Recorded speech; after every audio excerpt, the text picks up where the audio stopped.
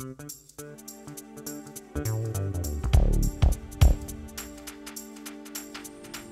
everyone and welcome to FiST Chat, the vodcast that features discussions on the topics of film, science and technology. My name is Ben Warner and I'm joined once again by my good friend and colleague Steve Kern as the full moon casts its shadow on us again or something like that. How are you, Steve? I'm very well, thanks, Ben. Yes, it's a blue moon, two full moons in a month, and a nice way to remember the passing of Neil Armstrong last week. Absolutely. So before we get into that, don't forget our website, www.fistchat.com. You can get all our links there. You can follow us on Facebook and Twitter. Interact with us there. Catch us on YouTube, Vimeo, and Digicosm TV. All of our videos, and you can subscribe to our audio on iTunes, RSS, and Feedburner.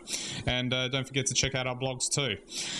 So yes, it's Moon Talk this week, and we had a rather extraordinary event in August with two full moons, and that's just a question of timing, I think, isn't it? That one right at the beginning of the month and one right at the end. And from the look of it, we're not going to see that again until 2015. It happens every 2 to 3 years, doesn't it? That's right. I think it's about that. The reason being, of course, that the moon orbits the Earth once every 27.3 days. Yep, so that fits in nicely with a double appearance. I've been seeing it actually each morning for the last couple of mornings still, just sort of in the horizon out the back behind me here. So it's quite an impressive sight. But the interesting thing is that you get all of these myths surrounding the full moon as well, because whether it makes people go nuts or stay at home whenever the full moon's out kind of thing, or you get some really strange ones like people thinking that it somehow affects people because of like the way the tides affect the oceans, because we're mostly water, aren't we? So it must be affecting us, right? Well, we are 70% water, yeah. So who knows? Possibly. But it is fascinating. I think we spoke about this just before we got on, that, we've been speaking about Mars recently, and that's really where the focus is at the moment of, space exploration, because, we've kind of done the moon sort of thing, and that's the next logical step as far as where to go to from here. But it really, we really should have a good look back at the moon and the, not only the role and its importance in human history, and also the way it's been so important in our first steps out of beyond our planet. Oh, look, the moon, I think, is probably something that we on Earth take for granted. It's there. We see it once a month at least, in a full moon. And yet it's so important. In fact, life on Earth probably couldn't have evolved without the moon. So if you think about it, it's big too. The moon is one of the biggest objects in the solar system. I think it comes in at number 14. Yeah. There's only 4 moons bigger in the solar system. Mm-hmm. And with that, there's a whole, importance based around that. It's the size, the rate at which it spins. It actually does one complete day is actually the same time that it takes to rotate around the Earth. And it's that lock and its big size that has stabilised the tilt of the planet, stabilised our climate, and also stabilised planet and the pull with the tides. And that's what's created life on Earth. So it's amazing. And the amazing thing is the chances of those two rocks out in space sort of coming together and locking into that kind of an arrangement, so to speak. Well, that's right. And then, most people don't even really know where the moon came from, or don't even think about it. I guess we just always think it's always been there because it's always in the sky. There's a few theories on how it came, but the most popular one is that the early Earth was hit by a planet probably about the size of Mars. Yeah. And the moon was a big bit that broke off. Okay. And locked into orbit with the Earth. And without that, there probably wouldn't be life. Amazing, amazing. Just with, I mean, you know, there's been all sorts of things that have been speculated in, like film and that sort of thing too. You know, like the moon bases in 2001, for example. Yeah. Do you think there'll be, and do you think there'll be that work done to try and get us onto the moon, even though like Mars is such an attractive option at the moment? Well, that's a really interesting question. I think, I don't know. If there was something of value on the moon, perhaps they would already be going. Maybe they will be going. Maybe it just won't be NASA going. Maybe NASA's going to Mars. It's very difficult to tell. We should be going to the moon. I would say in the next 20 years there will be a permanent moon base. Yeah. And that will happen as we have better materials and better space travel. So I guess, you know, once you can have space tourists like Richard Branson. I was waiting for you to mention him. then it's probably not that much more difficult, really, to get to the moon. Yeah. And I mean that in terms of an economic sense, in terms of building the ships and you know, building the infrastructure, especially if there's a rich source of helium-3 up there. Yeah. Well, wouldn't it be more of a novelty trip to go there too? I mean, in the sense that, is there really anything there kind of thing? Novelty? What do you mean? I'd love to go to the moon. Oh, I know. I know you would, but I'm thinking in terms of climbing Everest is a novelty trip. You got to have the right stuff to get to the moon. Absolutely. But it would be an expensive trip to start with, nonetheless, wouldn't it? Well, it would be, and there are people who talk about mining on the moon, particularly helium-3, which is very rare on Earth, but could be actually on the moon. And if you were to mine it, and if humans were to master cold fusion, then, you know, basically a truckload of helium-3 would be enough, I think, to power the world for 100 years. So you'd only need one shuttle load back. So that would be the reason.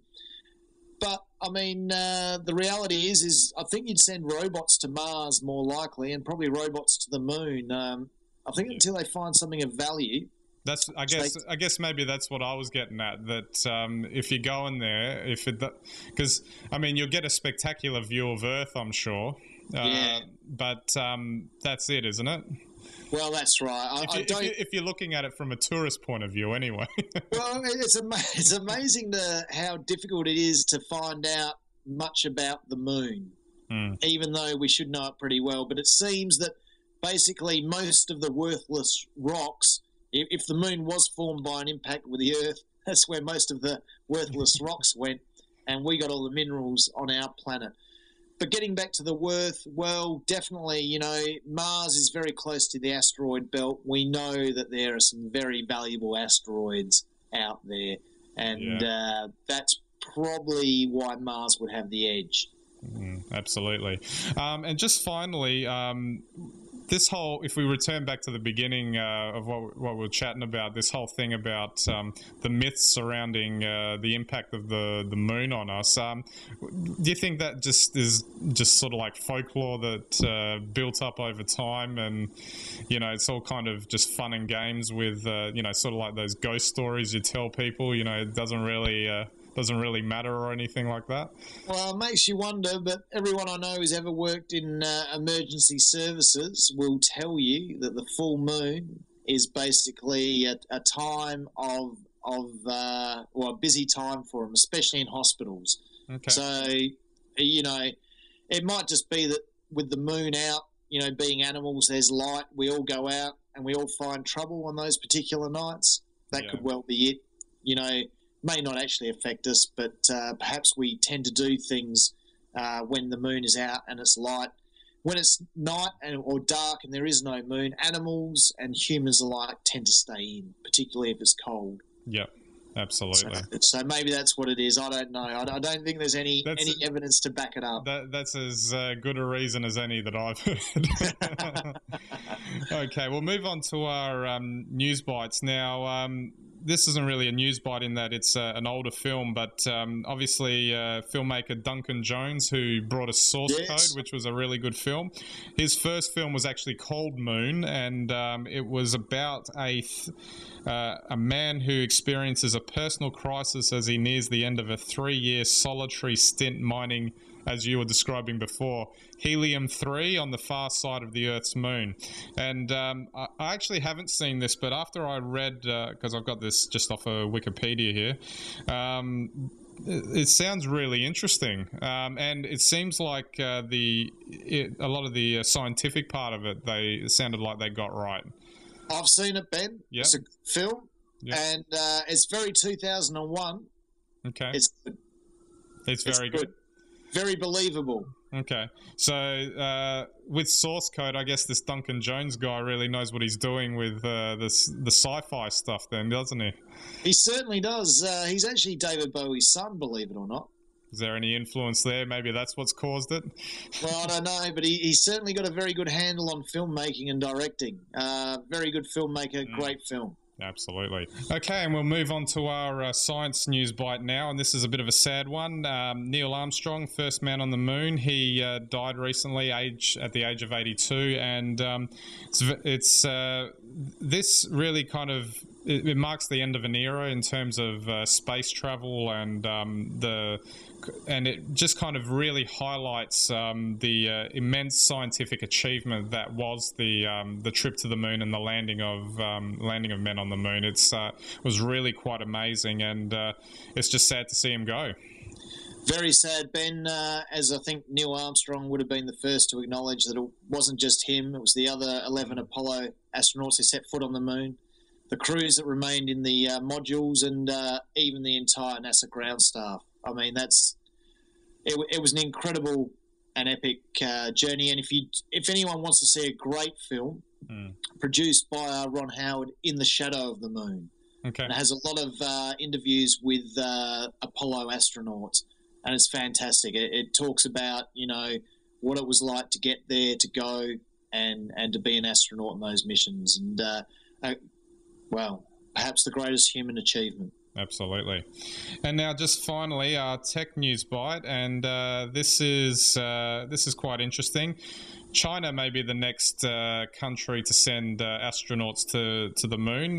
Even though the US, I guess, got there first, it's more likely that the next lot will be from China, and this is largely because of the resources they're devoting to their space program, as of course, by contrast, the lack of and paring back of the resources in America.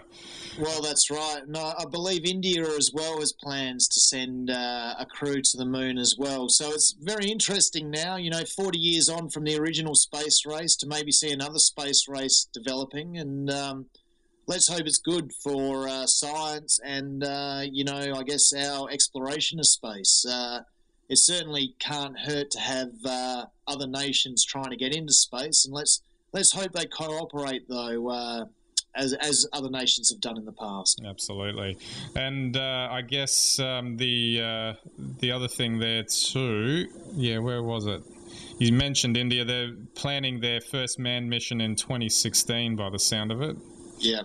So it's a case of watch this space with a lot of that stuff. Okay, we're out of all of our moon topics, so we'll just not related to the moon, but we thought we had to throw this in. Steve, do you want to tell us why Bruce Willis is upset at Apple? Well, Bruce Willis is upset at Apple because after years of collecting and curating his own personal playlist on his iPods, he has found out that he has only borrowed those tracks from Apple's and cannot will them onto his daughters. So he's taking Apple to court, Ben. And we hope he wins, because I think if the fine print is true on this one, I think they've taken the I in iTunes, iPod, whatever you want to call it, to the extreme. If the music you buy goes with you to the grave, there's not much point of that. Well, yeah, exactly. I mean, you know, in the old days, you used to, I guess, leave your record collection to your children. But apparently, when you go, Apple takes it with them. Fantastic. All right, we're out of time, so thanks again, Steve, for the chat. No worries, and tweet us FiST Chat fans, and check out our blogs. Absolutely. So that's it for this week's episode, so we'll catch you next week.